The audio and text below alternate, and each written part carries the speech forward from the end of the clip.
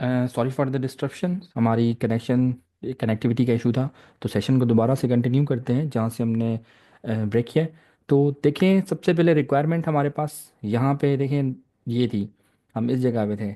Health conditions हमारी हुज्जाज के लिए जो सऊदी तालीमात ने हमें बताई हैं, एलोबरेट की हुई हैं, वैसी उसकी कंडीशन होनी चाहिए, तभी वो उसे अलो करेंगे हज के लिए। ठीक है। वो उनके सऊदी तालीमात जब हम पढ़ेंगे तो हम देखेंगे कि उसमें हेल्थ कंडीशंस हज जो हाजी जाते हैं उनके लिए क्या रिक्वायर्ड है और क्या उनकी हेल्थ कंडीशंस होनी चाहिए। और उसके बाद अभी जो नई पॉलिसी आई है, council of Islamic ideology CII 2023 में उन्होंने दी है, डिसीजन दिया है कि जो नौ महरम, जो महरम ज़रूरी नहीं है अभी हज के लिए, जो वुमेन के साथ जाता था पहले, तो अभी वो एक एफिडेविट साइन करके देंगे जिसके बेसिस पर उन्हें विदाउट महरम के अलो किया जाएगा कि आप हज पे जा सकते हैं। जिनमें उनके पेरेंट्स और हस्बैंड लिख के देंगे, अलो करेंगे एफिडेविट में कि हम अलो करते हैं कि ये में हमारी फीमेल जो भी है, मदर है या वाइफ है, डॉटर है, कोई भी है, तो वो इनके साथ जा सकती है जो उनके महरम नहीं है। और उनके उसके सिवा ये भी है, उसमें ये भी होना चाहिए कि they are in the group of reliable females, उनके साथ एक group of females, reliable females होनी चाहिए ना, वो भी हो, एफिडेविट में होना चाहिए। और there is a no threat to their dignity. ठीक है, उनकी डिग्निटी पर कोई भी थ्रेट नहीं हो। तो उसके बाद अगर ये एफिडेविट साइन करके दे देते हैं, सबमिशन कर देते हैं उनके पेरेंट्स या फिर उसके हस्बैंड, तो उन्हें अलो किया जाएगा। Special citizen disabled applicants are required to be accompanied by an attendant to proceed for Hajj। उनके साथ कोई ना कोई और उनका साथ एक हो, जो उनको साथ, उनका साथी जो भी उनके साथ होगा, मतलब वो अकेले नहीं जा सकते, उनके साथ कोई ना कोई अकम्पनी करेगा जो उनको हज के साथ लेके जाए, क्योंकि उनके साथ सो प्रॉब्लम्स हो सकती है वहाँ पे, और वो प्रॉब्लम्स को डील करने के लिए उनके साथ कोई ना कोई होगा, क्योंकि गवर्नमेंट के मैनेज करने के लिए बहुत ज़्यादा मामलात होते हैं, तो गवर्नमेंट उनको कोई भी अपने साथ कोई और प्रोवाइड नहीं कर सकती, तो उनके साथ अपना कोई होना चाहिए। Such applicants who are barred from traveling abroad by any court placed on ECL are not entitled to proceed for Hajj। वो लोग जिनको गवर्नमेंट ने रोका हुआ है पाकिस्तान में बाहर जाने से, पाकिस्तान से बाहर जाने से, ECL में है, एग्जिट कंट्रोल लिस्ट जो होती है हमारी उसमें है, तो फिर क्या होगा कि वो हज पे नहीं जा सकते, उनके लिए हज मना है, बैन है इस 2025 में। चलिए नेक्स्ट स्लाइड पे चलते हैं। और क्या लिखा है इसमें? इसमें लिखा है कि अगर कोई हाजी जो है, खुदा ना खास्ता उसकी अगर डेथ हो जाती है कि सऊदी अरब में, नेचुरल हो या एक्सीडेंट से, तो वो सऊदी अरब में ही दफनाया जाएगा, उसको वहीं बरिड किया जाएगा। ठीक है, ये सऊदी इंस्ट्रक्शंस में दिया गया है।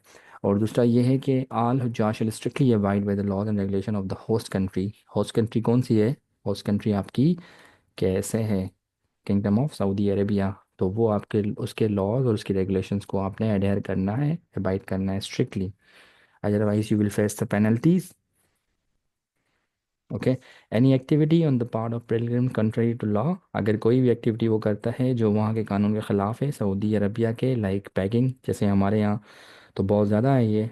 तो उन्होंने कहा है कि अगर इस किस्म की कोई एक्टिविटी आप सऊदी अरब में करते हैं, या पॉलिटिकल आप कोई काम करते हैं, एक्टिविटीज़ करते हैं, या इमोरल प्रैक्टिसेस करते हैं जो वहाँ पे अलाउ नहीं है, इमोरल प्रैक्टिसेस, या ड्रग ट्रैफिकिंग करते हैं, थेफ्ट करते हैं, या कोई भी करते हैं, तो आपको वो डिस्क्वालीफाई कर देंगे फ्यूचर विजिट के लिए किसी भी किस्म का सऊदी अरबिया में। By the government of Pakistan की तरफ से आप मना कर दिए जाएंगे, और उसके बाद कोई लीगल एक्शन जो होगा आपके ख़िलाफ़ सऊदी अथॉरिटीज़ में वो लिया जाएगा। मोर ओवर इसके साथ साथ सऊदी लॉ ये भी आपको कहता है, पाबंद करता है, बाउंड करता है कि अगर आप ड्रग ट्रैफिकिंग करते हैं और वो वहाँ पे बैन है, इन केस ऑफ वायलेशन, अगर आप वायलेट करते हैं, परपेट्रेटर्स करते हैं उसको, फिर भी आप लेके जाते हैं, इम्प्रिजन किया जाएगा, आपको कोड़े लगाए जाएंगे आपके ऊपर। और ऐसे भी हो सकता है कि आपको सब सरेआम जो है एग्जीक्यूट किया जाए, फांसी दी जाए, या फिर आपका सर जो है कलम किया जाए, बेहेडेड। बेहेडेड मीन्स सर कलम करना, एग्जीक्यूटेड मतलब मार देना उसको। तो एग्जीक्यूट कर सकते हैं वो आपको, या बेहेड कर सकते हैं। तो ये सऊदी अरब की तालीमात में शामिल है, और उसके जो लॉज हैं वो आपको स्ट्रिक्टली करना है फॉलो। ठीक है, नेक्स्ट स्लाइड पे चलते हैं और क्या कह रहा है हमें। उसके बाद गवर्नमेंट हज स्कीम आती है हमारे पास। गवर्नमेंट हज स्कीम में क्या है हमारे पास? उसमें हमारे पास है, for government Hajj scheme there shall be traditional long packages. जो आम पैकेजेस ट्रेडिशनल, वो क्या है? वो है 38 to 48, मतलब 38 डेज से लेकर 42 डेज तक आपका पैकेज होगा गवर्नमेंट का, और शॉर्ट पैकेज जो होगा वो आपका 20 to 25 डेज का होगा। ठीक है, ये दो पैकेजेस होंगे आपके, एक ये और एक ये। उसके बाद under the regular Hajj scheme में क्या है, वहाँ पे शेयर्ड एकोमोडेशन है in accordance with Saudi laws, और हाउसिंग परमिट्स। हाउसिंग परमिट्स का दूसरा नाम भी है क्या, तसरी और तसनीफ। तसरी और तसनीफ किसको कहते हैं? तस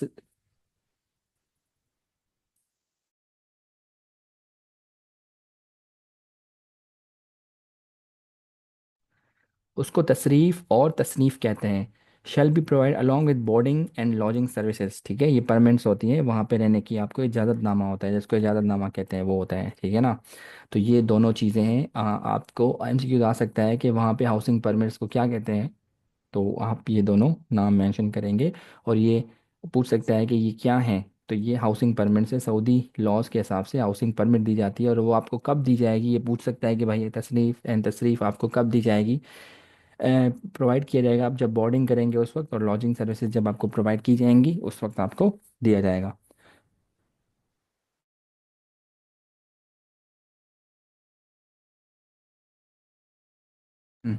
जो भी तमाम लोग हैं एप्लीकेंट्स जो हज करना चाहते हैं गवर्नमेंट स्कीम्स में, उनको सबमिट करनी पड़ती है अपनी एप्लीकेशन अलॉन्ग विद हज ड्यूज़। हज की जो ड्यूज़ हैं वो उस जो प्लान दिया जाता है हज ड्यूज़ का, कि आपने फर्स्ट हमें कब देनी है, सेकंड और थर्ड कब देनी है, टोटल ड्यूज़ होती हैं वो आपने देनी होती हैं। और उसके बाद आपकी सिलेक्शन कैसे होगी, आपकी सिलेक्शन थ्रू कंप्यूटराइज बैलेटिंग होती है। ठीक है, ये जो पॉलिसी में दिया गया है।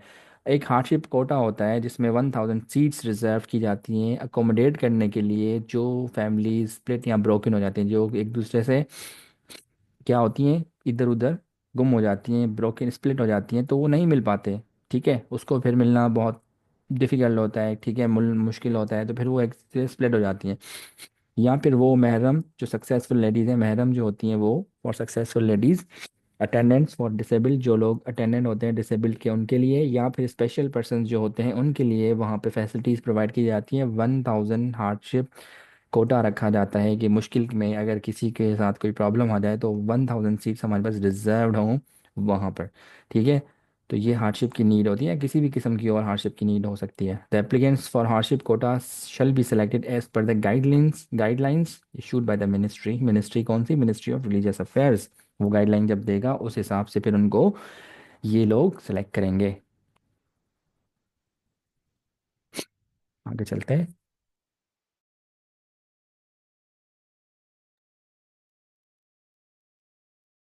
उसके बाद एक कोटा और आता है जिसमें 300 सीट्स रिजर्व किए जाते हैं for low paid employees. Low paid employees वो जो एक 1 से लेकर 9 ग्रेड तक होते हैं, लेबर में काउंट होते हैं, पब्लिक या कॉर्पोरेट ऑर्गेनाइजेशंस या कंपनीज रजिस्टर्ड विद EOBI एक इदारा है हमारा, उसके साथ अगर वर्कर्स वेलफेयर फंड में अगर वो रजिस्टर्ड हैं तो उनके लिए 300 सीट्स रिजर्व्ड होती हैं। वो लो पेड एम्प्लॉयज़ होते हैं, उनका कोटा अलग होता है, उनको फिर वो उस हिसाब से रखते हैं। और उसके बाद हमारे पास होते हैं सब्स्टिट्यूशन केसेस। ये होता है हज बदल, मतलब कि एक ने हज का फॉर्म भरा था, उसने अपनी पेमेंट दी थी गवर्नमेंट को और उसका नाम आ गया है। अब उसका नाम तो आ गया, लेकिन बाय चांस क्या होता है किसी भी वजह से उसकी डेथ हो जाती है। ठीक है, या वो बहुत ज़्यादा बीमार हो जाता है, या किसी भी दूसरे मामलात में जहाँ पे वो उस रीजंस को अवॉइड नहीं कर सकता, ठीक है, उसके कंट्रोल से बाहर हैं वो रीजंस, अगर वो उसमें आता है तो as per guideline issued by the ministry, तो क्या कर सकता है वो अपने अपने सिवा किसी और को भेज सकता है, नॉमिनेट कर सकता है कि मैं नहीं कर रहा, मेरी जगह पे इस आप सब्स्टिट्यूशन में मुझे इसको भेज दें आप मेरी जगह पे हज पे। तो वो सब्स्टिट्यूशन हज बदल जिसको हम कहते हैं वो भी कर सकता है। उसके बाद प्रोक्यूरमेंट कमेटी आती है, वो क्या करती है, प्रोक्यूरमेंट कमेटी नंबर 10 पे आता है हमारा पार्ट 1 में। पार्ट 2 में नंबर 10 में आता है, वो कहता है ministry will notify procurement committee both in Pakistan and KSA to ensure competitive and timely purchase in the most befitting manner.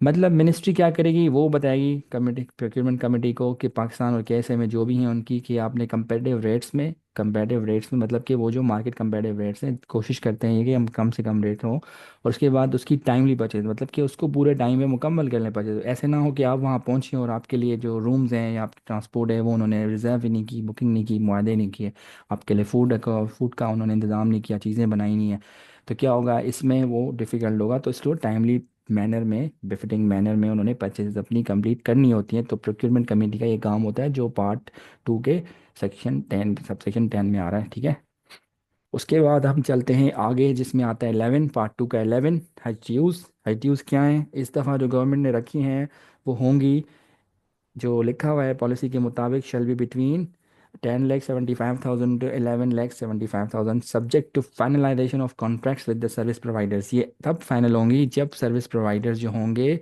उनके साथ इनके मुआहदे कंप्लीट हो जाएंगे, तो फिर जो होगा क्या होगा कि वो जो इनका फाइनल रेट होगा वो आपसे शेयर करेंगे। ठीक है, इसमें जो दिया गया है पॉलिसी में। उसके बाद है प्राइवेट हज स्कीम। प्राइवेट हज स्कीम पार्ट 3 में आता है नंबर 12 में, कि अब हमने गवर्नमेंट सेक्टर को पढ़ लिया कि किस तरह से प्रोसेस होता है, अब हम बढ़ते हैं प्राइवेट सेक्टर को क्या करते हैं वो।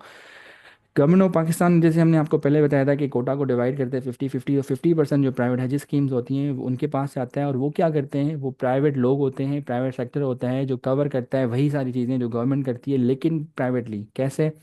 यहाँ पे गवर्नमेंट आपको डी कैटेगरी देता है, यहाँ पे आपके पास कोई कैटेगरी की मतलब कि नहीं होता।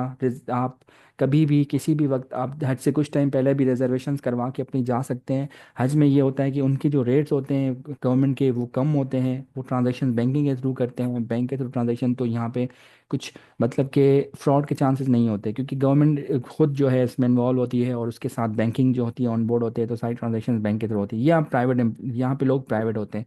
ये वो लोग होते हैं जो हज और उम्रा कराते हैं आपको, ठीक है, लेके जाते हैं और वहाँ से वापस आते हैं। तो प्राइवेट टूर कंपनीज जो भी होंगी वो प्राइवेट सेक्टर में आता है। ये आपको मैनेजमेंट, लॉजिस्टिक, वेलफेयर सर्विसेज देती है, जिसमें मेडिकल केयर आता है, ट्रांसपोर्टेशन आती है, अदर सर्विसेज आती हैं जो इंश्योर करती हैं आपकी सेफ्टी को, कंफर्ट और वेलबींग। ठीक है, जो हज के दौरान जो लोग जाते हैं हुज्जाज, उनके लिए। ठीक है ना, ये लोग चार्ज करते हैं और इनकी चार्जेस थोड़ी ज़्यादा होती हैं, इनके रेट ज़्यादा होते हैं। और ये होता है कि अगर गवर्नमेंट के पैसे वहाँ पे कम लगते हैं तो गवर्नमेंट आपको वापस करती है। मिसाल, उन्होंने आपसे 12 लाख लिए, लेकिन उनके जो ओवरऑल कॉस्ट आई हज की पर पर्सन वो 9.5 लाख आई, तो वो 1.5 लाख आपको या 2.5 लाख आपको वापस करेंगे। लेकिन प्राइवेट सेक्टर में ऐसा नहीं होता। आपकी जो इन्होंने बताया आपको, इन्होंने 2 मिलियन बताया, 2.5 मिलियन बताया, ठीक है, 1.8 मिलियन बताएं, क्या हुआ आखिर में? इनके पैसे बच भी गए, लेकिन ये आपको वापस नहीं करेंगे। आप इसमें अपनी मर्ज़ी की होटल्स में रहते हैं, अपनी मर्ज़ी की सर्विसेज आपको मिलती हैं, आपकी मर्ज़ी की चीज़ें आपको प्रोवाइड की जाती हैं, तो ये कंफर्ट सेफ्टी ज़्यादा होती है इसमें बनस्बत गवर्नमेंट के।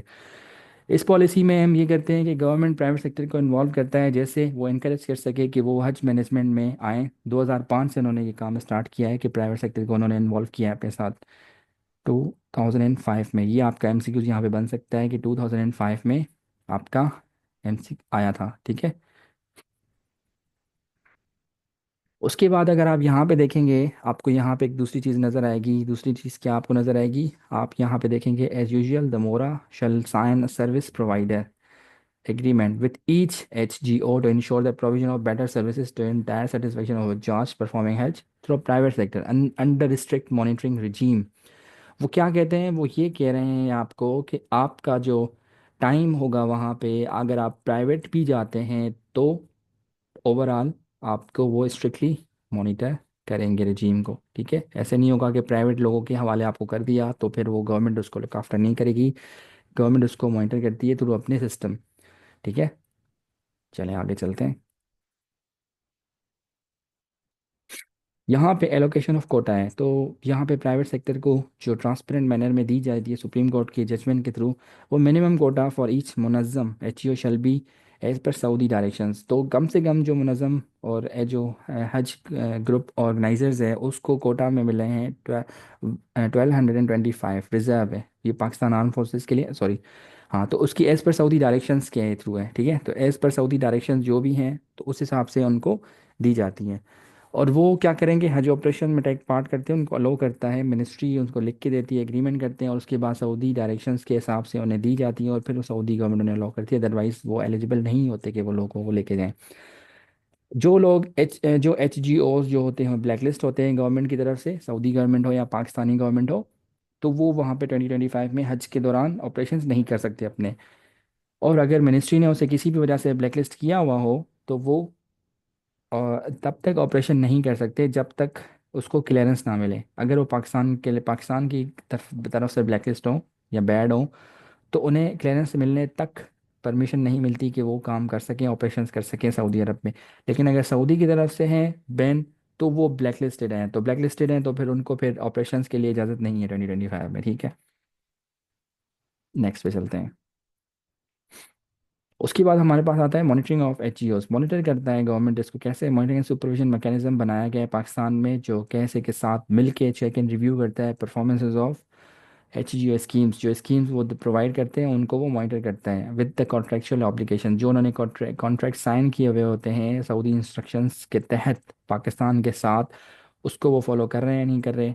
ठीक है, वो प्रोफार्मा जो होता है बाद में वो जो हाजी उनके साथ होते हैं उनके उनके थ्रू जाते हैं हज पे और वो वापस आते हैं तो वो उनसे एक फीडबैक फॉर्म लेते हैं जिसमें वो पूछते हैं कि आपने जब इनसे के साथ गए हज पे तो आपको उनके साथ जाने का एक्सपीरियंस कैसा रहा। ठीक है, तो वो फीडबैक फॉर्म मिलता है। ये आप याद रखें कि जो प्राइवेट एच होते हैं उनसे वापस आने के बाद मिनिस्ट्री क्या करती है, मिनिस्ट्री उनसे फीडबैक फॉर्म फिल करवाती है, ऑब्टेन करती है, लेती है उनसे जो हाजी वहाँ से वापस आते हैं, जिसमें लिखा होता है कि आपका एक्सपीरियंस कैसा रहा।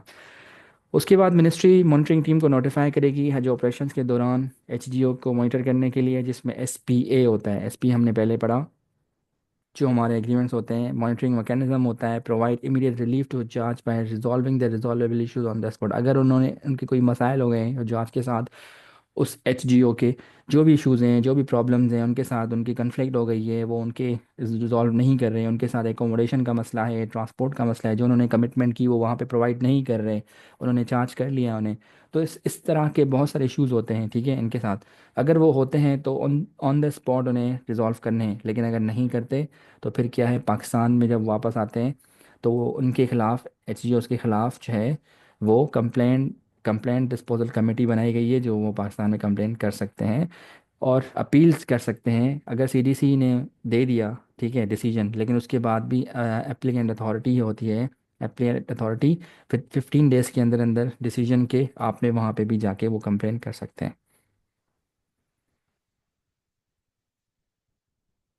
ठीक है, ये HGOs के खिलाफ। उसके बाद वेलफेयर सर्विसेज पर हुज्जाज आता है। यहाँ पे ये क्या करते हैं, ये जो वेलफेयर सर्विसेज प्रोवाइड करते हैं, ठीक है, ये आपसे रिलेटेड है जो हाँ अभी जाएंगे, वेलफेयर स्टाफ है ना आपका, वेलफेयर स्टाफ के लिए रिलेटेड रिलेटेड है, आपसे रिलेटेड है। वेलफेयर स्टाफ हज के लिए एलिजिबल होता है, दे पे for the required services in space, वो अपनी जगह के लिए और अपनी सहूलियात के लिए खुद पे करेंगे। ठीक है, सब्जेक्ट टू देयर अवेलेबिलिटी, अगर वो अवेलेबल हैं तो मतलब कि उनको उस टाइम में हज के दौरान में अगर वो अवेलेबल है वो हज कर सकते हैं, ऑफ ड्यूटी हैं, लीव पे, छुट्टी पे हैं। अगर उन्हें वहाँ पे थोड़ा बहुत अकोमोडेट मिल जाता है तो वो वहाँ पे अवेलेबिलिटी के हिसाब से वो कर सकते हैं, लेकिन उन्हें पे करना पड़ेगा। यहाँ पे लिखा है रिक्वायर्ड फॉर सर्विसेज। ठीक है, any one of the welfare staff who does not desire to perform Hajj can seek exemption individually in written and claim their respective DAs accordingly. तो उसके बाद वो क्लेम करेंगे अपने DAs को। ठीक है, एनी वन जो भी स्टाफ होगा वो क्या करेगा, वो अपना DA तब क्लेम करेगा जब उसका जो परफॉर्म करेगा हज, अगर वो हज नहीं करना चाहता तो उसने अपने DA को उस तरह से रिटर्न में उसने इन्फॉर्म कर दिया और उसके बाद फिर उसने अपने DA को क्लेम किया। ठीक है, और यहाँ पे collective arrangements for procurement of space for all staff shall be made by the ministry OPAP along with request services. तो यहाँ पे देखिए कलेक्टिव मैनेजमेंट होती है, जिसने आपसे रिटर्न में आपने दे दिया कि आपने करना है हज, तो आपको वहाँ पे पहले उसको कलेक्टिव अरेंजमेंट आपके लिए स्टाफ के लिए करनी पड़ती है मिनिस्ट्री को। ठीक है, तो आपने वो तभी आपसे पहले रिटर्न में भी लेते हैं और उसके बाद आप क्लेम भी करते हैं।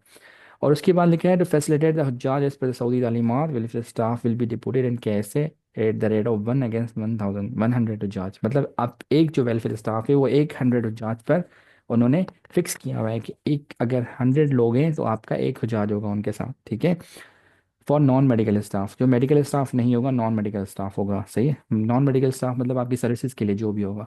और आपके साथ एक डॉक्टर होगा, एक 100 लोगों पर एक डॉक्टर, एक मतलब जो भी होगा वेलफेयर स्टाफ, और दो जो हों पैरामेडिक्स, पैरामेडिक्स स्टाफ जो होंगे। ठीक है, जिसमें आपके नर्सेज आ गए या दूसरे जो भी आ गए वो सारे इसमें आ जाते हैं।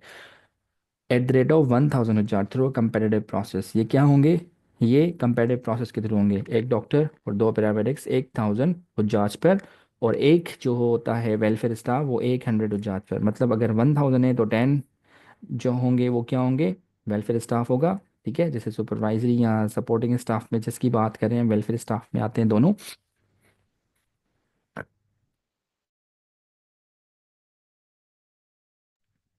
वेलफेयर स्टाफ में हम बात कर रहे हैं तो डिप्यूटी स्टाफ जो KSA में है जैसे आप लोग जा रहे हैं तो उसमें 1 होगा 100 के, 100 पर, ठीक है, एक 100 पर एक स्टाफ, ठीक है, ये नॉन मेडिकल स्टाफ होगा कोई भी। और मेडिकल स्टाफ जैसे डॉक्टर और 2 पैरामेडिक्स होंगे, 1000 पर एक डॉक्टर और 2 पैरामेडिक्स। और ये कैसे सेलेक्ट होंगे, एक कंपेरेटिव प्रोसेस के थ्रू होंगे, जैसे आप लोग अभी कंपेरेटिव प्रोसेस के थ्रू जा रहे हैं एनटीएस के। उसके बाद मिनिस्ट्री क्या करेगा, वेलफेयर सर्विस की अरेंजमेंट करेगा, जिसमें हेल्थ सर्विसेज भी हैं, इंफॉर्मेशन भी है, फैसिलिटेशन भी है, सेफ्टी मेजर्स भी हैं, बोर्डिंग लॉजिंग एंड ट्रांसपोर्टेशन है, ये सारा क्या करेगा, मिनिस्ट्री करेगा, रिस्पॉन्सिबल होगा। और स्टाफ को सऊदी अरब भेजेगा on service visa. Service visa मतलब वो आपका नॉर्मल वीज़ा नहीं होगा, आप सर्विस के लिए जा रहे हैं, आप जॉब के लिए जा रहे हैं, तो आपका सर्विस वीज़ा बनेगा जो केएसए आपको देगा, सऊदी अरब प्रोवाइड करेगा, ठीक है। आपसे पूछ सकता है कि जो स्टाफ जाता है वेलफेयर स्टाफ, वो कौन से वीज़ा पर जाता है, ठीक है। विजिटिंग विजिटिंग पे जाएगा, उम्र उम्र के वीज़ा पे जाएगा, हज के वीज़ा पे जाएगा, किस पे जाएगा, तो आप उसमें देख सकते हैं कि सर्विस वीज़ा पे जाएगा। वेलफेयर स्टाफ जो होगा डिस्ट्रीब्यूट होगा हज मेडिकल मिशन, HMM, मुआविनीन और SDS का लिखा होगा एप्लीकेशन में, आपने इसको देख लेना है। वो शैल भी गवर्नमेंट सर्वेंट्स, वो गवर्नमेंट सर्वेंट ही होंगे और मुख्तलिफ ग्रेड्स के होंगे, ठीक है, किसी भी ग्रेड के हो सकते हैं। They shall be bound to provide NOC and nomination of competent authority of his department ministry to join duty. उन्हें वो बाउंड है, वो पाबंद है इस चीज़ के कि वो अपनी NOC देंगे कॉम्पिटेंट अथॉरिटी की, अपने डिपार्टमेंट और मिनिस्ट्री की, कि आप हज की ड्यूटी के लिए जा सकते हैं। उसके बाद उन्हें फैसिलिटेट करना प्राइवेट हज स्कीम में भी पॉसिबल है, नॉमिनेशन कर सकते हैं। HOAP जो है वो उन्हें वहाँ पे डिप्यूट कर सकता है अगर ज़रूरत पड़ती है प्राइवेट स्टाफ के साथ भी। चलें आगे स्लाइड पे देखते हैं। SOPs हमारे पास क्या है, स्टैंडर्ड ऑपरेटिंग प्रोसीजर्स और जॉब डिस्क्रिप्शन हर कैटेगरी के वेलफेयर डायरेक्टर सर्विसेज एक्टिविटी मुआविनीन जो होंगे उन्हें बता देगा मिनिस्ट्री के थ्रू कंसल्टेशन के बाद, किसके साथ, डायरेक्टर HMM के साथ।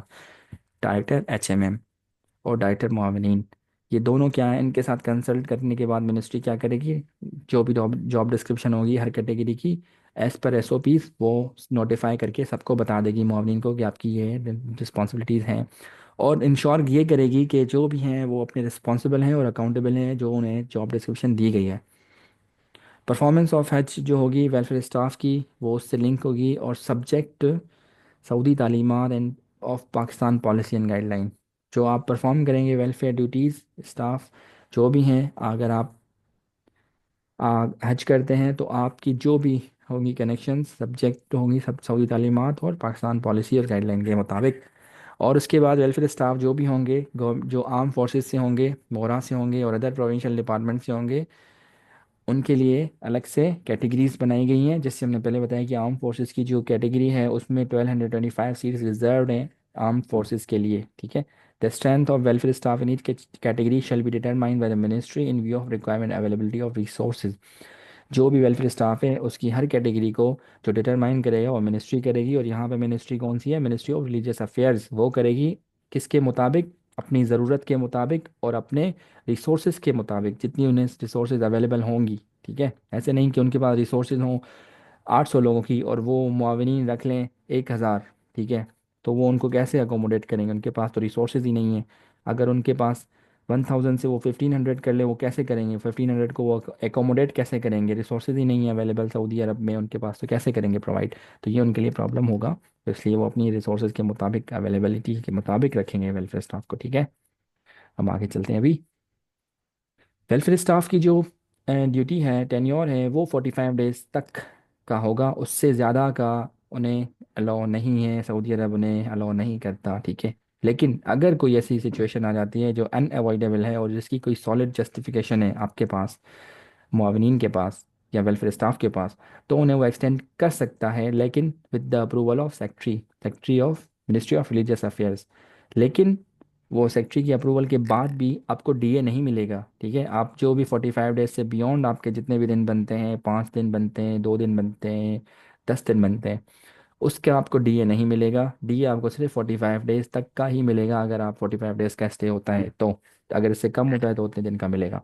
लेकिन आपका मैक्सिमम स्टे 45 होगा, उतना ही DA मिलेगा। उससे अबव आपका जितना ही पीरियड होगा आपका उसको DA नहीं मिलेगा। हज ऑपरेशंस के दौरान जो भी होगी ओवरऑल एडमिनिस्ट्रेशन वो डायरेक्टर जनरल हज के तरफ से होगी। वही मॉनिटर करेंगे एक्टिविटीज़ को। और सुपरवाइज कौन करेगा, वो मिनिस्टर करेगा या सेक्रेटरी करेगा रिलीजियस अफेयर्स का। वो उनकी इंस्पेक्शन टीम बनी होगी जो आपको मॉनिटर करती रहेगी टाइम टू टाइम।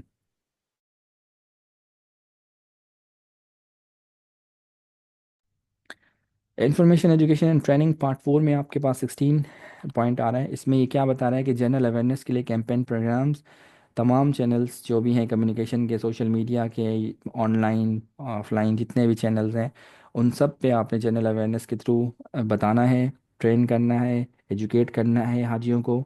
ठीक है। ट्रेनिंग मटेरियल उन्हें प्रोवाइड करना है, वेबसाइट मिनिस्ट्री की वेबसाइट पर अवेलेबल होना चाहिए। ट्रेनिंग उन्हें दी जानी चाहिए। 2 ट्रेनिंग्स कम से कम सेशन जो हैं वो लोकल बेसिस पे होंगी। ये आपके सामने बना हुआ है, ये देखें आपके सामने क्या बना हुआ है। यहाँ पे लिखा हुआ है कि द ट्रेनिंग हुज्जाज in at least 2 training sessions on local basis. ठीक है।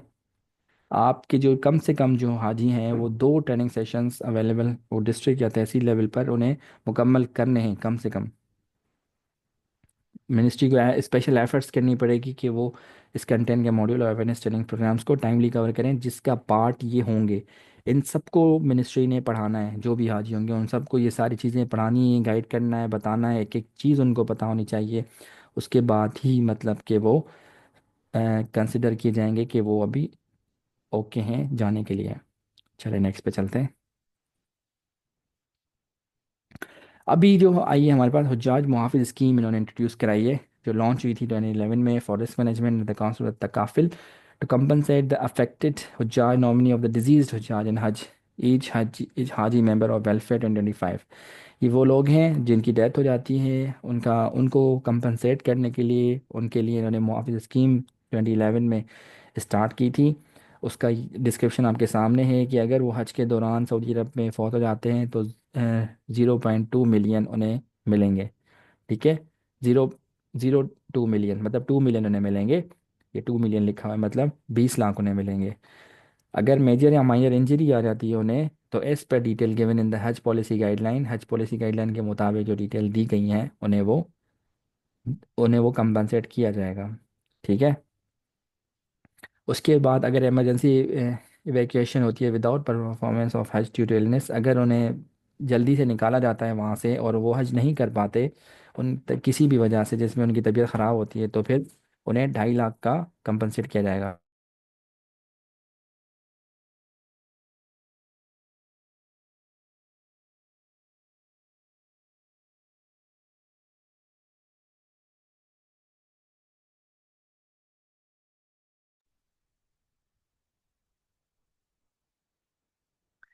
और स्टाफ जो है वो कंट्रीब्यूट करेगा non refundable amount 1,000 into the scheme. Said scheme shall compensate हुज्जाज welfare staff against the following losses. ये हुज्जाज या वेलफेयर स्टाफ दोनों में से किसी को भी कोई लॉस आता है या कोई प्रॉब्लम होती है तो उन्हें ये कंपनसेट किया जाएगा। इसमें सिर्फ हुज्जाज नहीं है, इसमें वेलफेयर स्टाफ भी शामिल है, जो उन्हें भी अगर कोई प्रॉब्लम आती है तो उन्हें इस तरह से कंपनसेट किया जाएगा गवर्नमेंट की तरफ से। चलिए आगे चलते हैं। जनरल में क्या है कि implementation of this policy is joint responsibility. किसकी रिस्पॉन्सिबिलिटी है जॉइंट? ये रिस्पॉन्सिबिलिटी है मिनिस्ट्री की और उसके साथ स्टेक होल्डर्स की।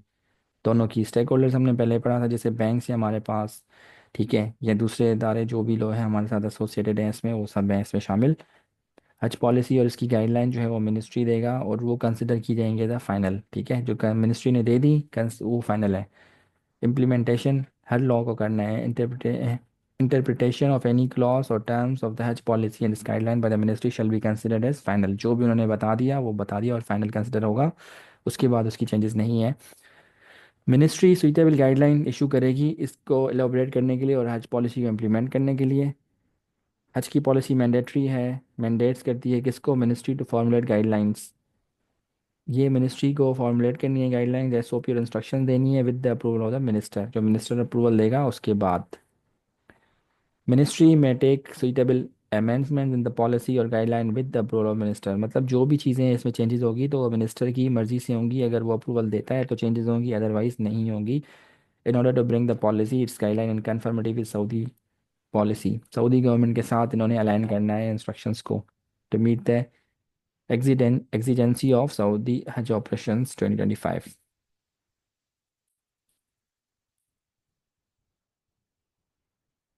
नेक्स्ट स्लाइड पे देखते हैं, यहाँ पे अभी 19 पॉइंट पार्ट 4 में हमारे पास हज मॉनिटरिंग सिस्टम है। हज मॉनिटरिंग सिस्टम क्या कह रहा है हमें? ये कह रहा है कि मोरा की तरफ से जो स्पेशल मॉनिटरिंग टीम बनाई जाएगी जो ओवरऑल परफॉर्मेंस देखेगी हज की, जैसे उसकी क्वालिटी को और सर्विसेज को इम्प्रूव किया जा सके।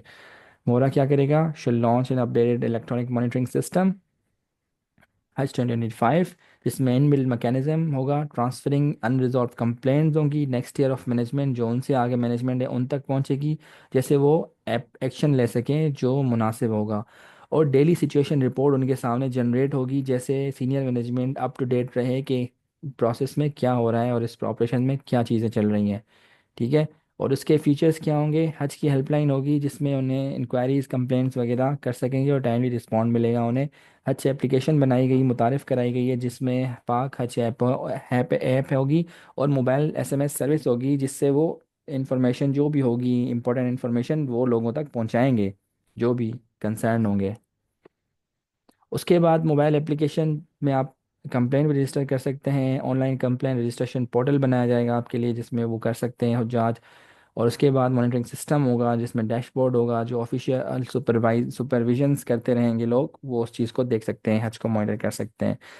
फर्दर मोर इसमें क्या है कि इसमें Hajj group organisers management information system update होगा, बढ़ाया जाएगा, स्ट्रेंथन किया जाएगा। और इसमें और चीज़ें एक्सपीरियंस के साथ साथ जो प्रीवियस हज ऑपरेशन में उन्हें मिली हैं उसको वो इनकॉर्पोरेट करेंगे।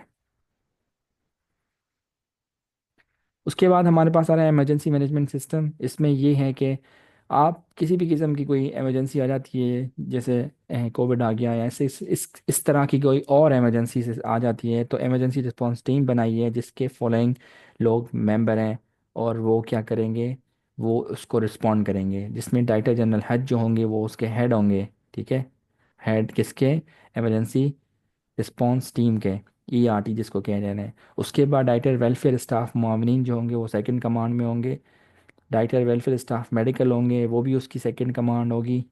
और डाइटर फैसिलिटेशन कोऑर्डिनेशन एफएनसी होंगे, वो भी सेकंड कमांड में होंगे। रिप्रेजेंटेटिव और एम्बेसडर ऑफ पाकिस्तान इन कैसे, जो हमारे एम्बेसडर हैं उनके जो रिप्रेजेंटेटिव होंगे, उनके जो मतलब कि लोग उनको जिन्होंने नॉमिनेट किया होगा वो भी उसके मेंबर होंगे। और हज ग्रुप ऑर्गेनाइजर एसोसिएशन के कोई एक नॉमिनी होंगे, वो भी उसके मेंबर होंगे।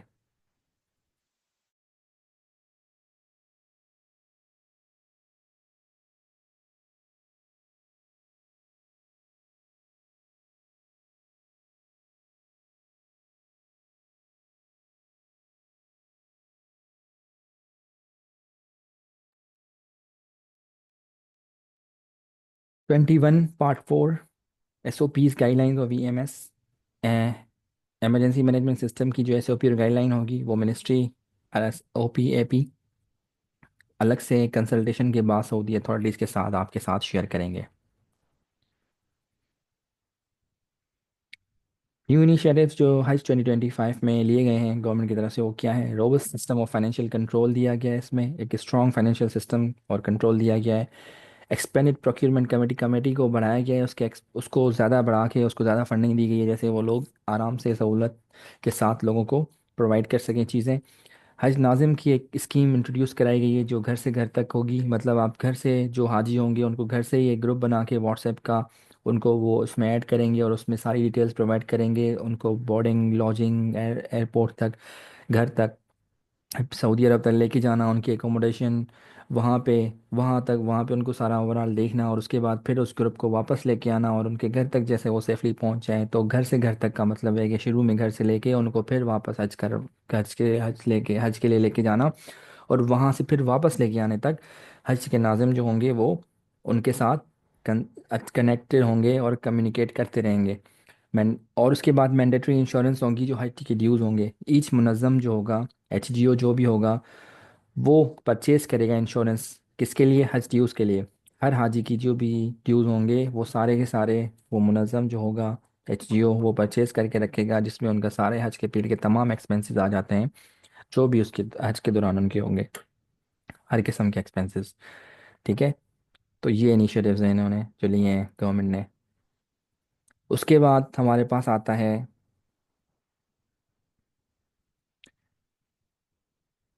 ये फर्दर इंफॉर्मेशन हमारे पास आती है। इसमें कैबिनेट डिसीजन आ रहा है हमारे पास, जिसमें उन्होंने कहा है 2024 5 नवंबर को उन्होंने ये कुछ प्रोविजंस दिए हैं, जिसमें मोरा क्या कोऑर्डिनेट करेगा एजेंसीज़ के साथ जो हज के दौरान जो लोग जाएंगे गवर्नमेंट और प्राइवेट स्कीम्स दोनों पर कॉम्प्रिहेंसिव ट्रेनिंग देने के लिए हज की लॉजिस्टिक और प्रोसीजर्स के लिए, उनके प्रैक्टिसेस के लिए, उनको क्लॉथिंग और डीलिंग विद इमरजेंसी सिचुएशन सारा कुछ उन्हें डिटेल में बताएंगे। वो कोऑर्डिनेट करेगा तमाम उनके साथ एजेंसीज़ के साथ। उसके साथ साथ हमारे पास इंफॉर्मेशन टेक्नोलॉजी और टेलीकम्युनिकेशन की भी ज़रूरत है, जिसको उन्होंने इस दफ़ा SIMS तो जांच के थ्रू उन्होंने लोकेट करने के लिए, अगर वो गुम हो जाते हैं तो वो भी एग्जामिन कर रहे हैं उस चीज़ को भी। उसके साथ ये इंश्योर कर रहे हैं कि एनी अनयूटिलाइज हज कोटा जो भी उनके पास होगी वो स्पॉन्सर स्कीम में वो उसको रीलोकेट करेंगे टाइमली और ट्रांसपेरेंटली, जैसे पाकिस्तान का जो एनुअल कोटा है वो लॉस में ना आए।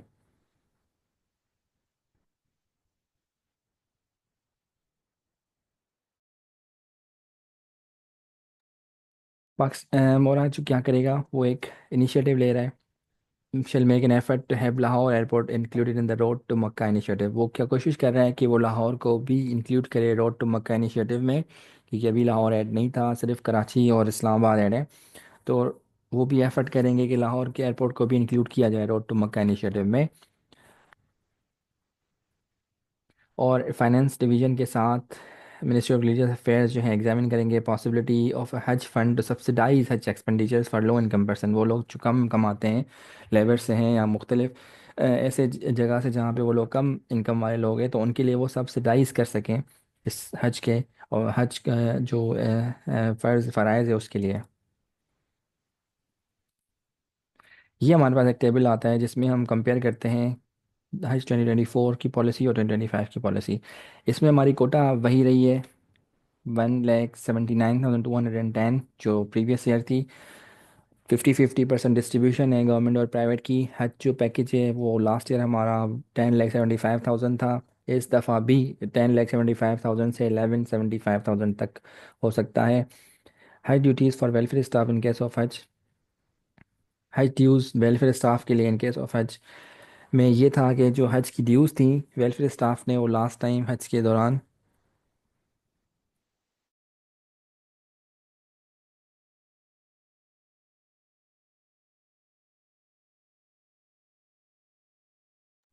वो नहीं दी थी। इस दफ़ा क्या करेंगे, Hajj dues for welfare staff in case of Hajj, in case of हज अगर वेलफेयर स्टाफ करता है तो प्रीवियस ये था कि उन्होंने वो हज ड्यूज़ उनसे नहीं ली थी, लेकिन इस दफ़ा उन्होंने हज की ड्यूज़ ले रहे हैं वो उनसे पॉलिसी के मुताबिक। ठीक है, जो वेलफेयर स्टाफ है उनसे स्पॉन्सरशिप स्कीम में 20 लास्ट ईयर जो था प्रीवियस ईयर से 25,000 गवर्नमेंट स्कीम में थे और 27,000 प्राइवेट स्कीम में थे स्पॉन्सर में।